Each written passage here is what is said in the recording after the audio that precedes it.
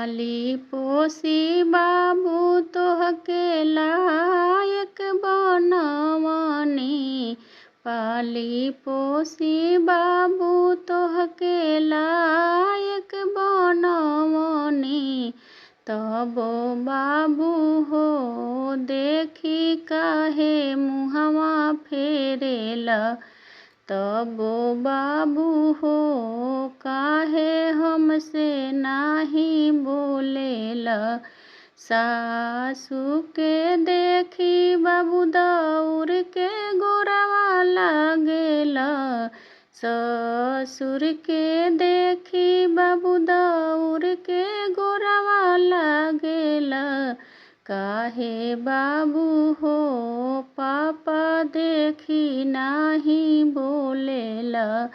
काहे बाबू हो पापा देखी नाही बोलेला।